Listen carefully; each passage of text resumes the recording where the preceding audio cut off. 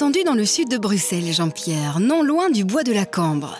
Vous allez voir combien notre capitale est verte. Ce quartier qui longe le bois abrite aussi quelques-unes des plus belles bâtisses de notre ville.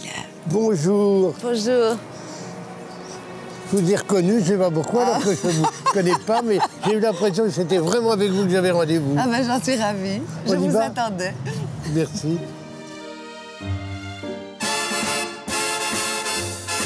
Juste en lisière du bois se trouve une admirable demeure, magnifique spécimen de l'art déco.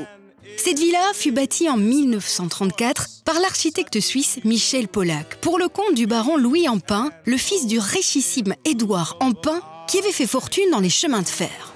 Saviez-vous, Jean-Pierre, qu'à Paris, un élément que vous voyez chaque jour vous montre quelle fut l'influence des Empain?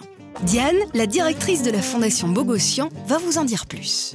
Ce sont les Empain qui ont imposé aux Parisiens les entrées de Guimard, les entrées Art Nouveau, devant chaque bouche de métro. Alors, ce que les Parisiens trouvaient effrayant d'un goût terriblement douteux, on pourrait même dire d'un goût belge. Bah, carrément, oui. Mais alors, ici, cette ville-là était destinée à quoi? C'était son habitation? Alors, donc, 1 an après la mort de son père, Louis a fait construire cette maison pour l'habiter. Mais il n'a pas aimé cette maison. Il y a habité quelques mois, et puis il a trouvé qu'elle ne correspondait pas du tout à ses goûts, qui était beaucoup plus simple, beaucoup plus austère, beaucoup plus moderniste. Et en fait, il a découvert aussi qu'il n'aimait pas du tout être riche. Il faut dire, Jean-Pierre, que Louis n'avait que 22 ans quand il s'était fait construire cette merveille. Bien plus tard, la maison deviendra l'ambassade de l'ex-URSS, et puis les bureaux de notre chaîne, Jean-Pierre, RTL TVI, à ses débuts en Belgique. Avouez que nous n'étions pas trop mal lotis, n'est-ce pas? Il y avait là les premiers journaux télévisés et radio... De RTL en Belgique. C'est comme ça que la maison est très connue, puisque pendant de nombreuses années, les Belges ont vu la maison à la télévision. Ah, vous parlez d'une époque. Nostalgie, nostalgie, Jean-Pierre. Même s'il n'y rentrait pas, c'est une maison qui est familière à beaucoup de gens. Alors vous éliminez la radio, vous éliminez les Russes, tout ça s'en va. Et maintenant, c'est quoi?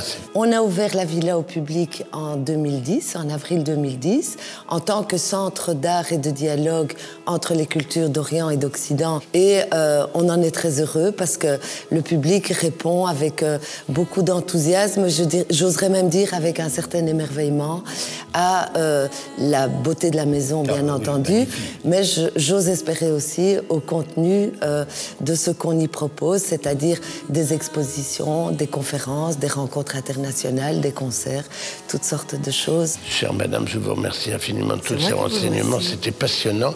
Et là maintenant, nous allons au bois de la Cambre. Profitons-en parce qu'il fait beau. Bah oui, c'est inespéré.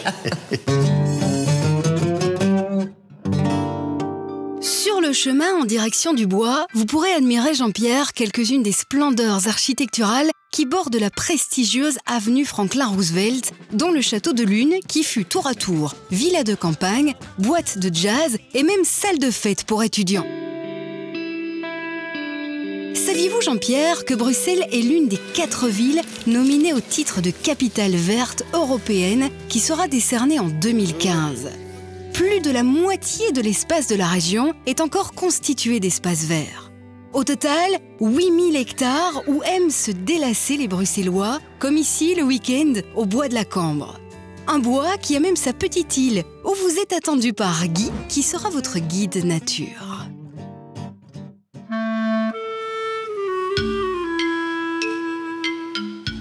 Chut, chut, Jean-Pierre, car Guy est en pleine observation d'une des innombrables espèces d'oiseaux que compte le bois. Oh, Guy. Bonjour, bonjour, absolument. Je m'en doutais, bonjour, Jean-Pierre Coff, comment ça va? Mais bien. Qu'est-ce que vous regardiez là-dedans? Oh, je regardais quelques bernaches, quelques ouettes, quelques mouettes. Ah, vous avez tout ça ici? Absolument. Vous êtes en plein centre de la ville, pratiquement. Oui, c'est enclavé. On est à 10 minutes de la place de Broucker, du centre-ville. Oui, mais c'est incroyable, donc, ça. Oui, c'est relativement rare, en fait. Oui, je voulais vous dire. Ça fait 5000 hectares. Et oui, Jean-Pierre, prenez un peu de hauteur et voyez par vous-même. Nous sommes bel et bien à Bruxelles. avouez que peu de capitales européennes peuvent se targuer d'une telle chance. Là, sur cette branche, on a les ouettes d'Égypte. Et donc, on voit la couleur rousse des ailes, les couleurs verdâtres. C'est très chatoyant et très coloré, en fait. Et donc, les pattes d'un rose bien pétant sont des oiseaux qui viennent d'Afrique tropicale, en fait. D'habitude, d'ailleurs, tous les oiseaux exotiques qu'on a ici, en général, ils sont très beaux, très colorés. Ouais, vous aimez les oiseaux, Jean-Pierre, mais ce qui vous touche par-dessus tout, je le sais, ce sont les arbres. Eh bien, sachez qu'il y a ici 800 espèces d'arbres et plantes. C'est remarquable. Ah, l'écorce c'est belle quand même. Ouais, là. c'est une très belle... Ah, là, c'est magnifique quand même. Regardez ça, c'est superbe. On est un tableau. Et on vous a gardé le meilleur pour la fin, Jean-Pierre. La fameuse mouette rieuse, chère à Gaston Lagaffe, et qui a une particularité amusante. Et il y en a certaines qui ont un casque, oui, genre casque de Walkman. Elles veulent pas s'arrêter. Non, mais il y en a qui sont posées. Là, celles qui sont posées sur l'eau sont plus faciles à regarder. Et donc, à la tête, le petit casque de Walkman est tout à fait observable. Mais qu'est-ce qu'elles écoutent comme musique avec leur casque? C'est ce qui les distingue. C'est ce qui les distingue des goélands. Les goélands, ils n'ont pas de noir à la tête. C'est une tête tout à fait blanche, en fait. Le goéland n'écoute pas de musique, c'est ça. Le goéland n'écoute pas de musique. Voilà. Et la mouette rieuse, évidemment, voilà. Elle doit écouter des trucs rigolos, enfin des comiques, quoi, sûrement. Mon cher Guy, merci, au revoir. Vous m'avez appris beaucoup de choses, c'était bien intéressant. J'étais ravi de vous rencontrer. C'est vrai. Dites-moi, je vais à la Truffe Noire, vous voyez où c'est? Bien sûr, tout à fait. C'est très facile. Vous allez tout droit, vous prenez à droite, vous continuez et vous y arrivez. Je vois que j'ai affaire à un connaisseur, là. À bientôt.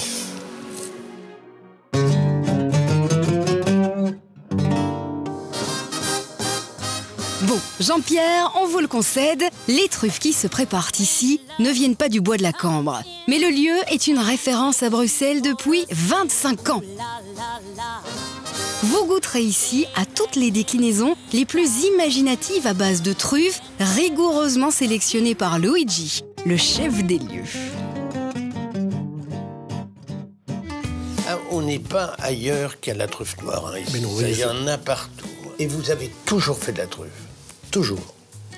Et vous n'avez jamais eu aucun problème pour vous en procurer? Jamais. La première année, on achetait 18 kilos de truffes seulement. La deuxième année, 200 kilos. Et maintenant, on a une moyenne de 300 kilos de truffes par an. Voilà, donc Olivier, il a mis dessus des copeaux de parmesan, un peu de sel marin, du poivre. Et la truffe, nous la coupons toujours à la dernière seconde, sinon ça s'évapore. Pour avoir le goût. Elles sont belles, hein? Ah oui, là, c'est pour vraiment.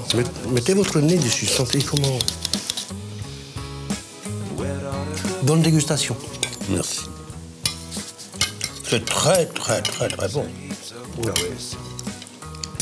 Surtout avec la truffe de janvier. Parce qu'en janvier, la truffe, c'est là qui est vraiment la plus belle, qui est vraiment la plus mûre. Donc ici, nous n'avons, à la limite, pas les mérites, puisque nous avons déjà le produit lui-même qui est vraiment extraordinaire. Vous mettez quelques grammes de truffe. On dit toujours ça. Et en réalité, savoir choisir le produit, c'est quand même le grand talent du cuisinier. Ah ben oui, parce que dans la truffe, vous savez, bon, il y a des truffes... Mais quand vous me dites que j'ai pas de mérite parce que c'est que des bons produits, je vous dis non. Moi, j'ai dit que la gastronomie, c'est un peu comme la musique. Si on n'a pas un bon instrument, eh bien, on ne sait pas faire de la bonne musique. Oui, mais vous me faites rigoler, mais vous me dites c'est facile. Je vous réponds, non, c'est pas facile. Il faut trouver les bons produits et il faut savoir les choisir. Et c'est ça qui fait le talent du cuisinier. En l'occurrence, c'est un compliment que je vous fais, mais... Mais je vous dis que c'est facile. Vous savez pourquoi? Parce que nous sommes passionnés. Et quand la marchandise rentre dans la maison, elle est chaque fois contrôlée, elle est pesée. Et s'il y a quelque chose qui ne nous plaît pas, eh bien, on nous la renvoie. Nous faisons très attention à la qualité. Si vous permettez, 1, je vous embrasse. 2, journée formidable qui se termine. Donc, je vous embrasse. Mais c'est un plaisir. À bientôt. À bientôt, je vous accompagne. Journée formidable, bois de la Cambre, tout ça merveilleux. La maison d'Ampin, extraordinaire, tout ça était formidable.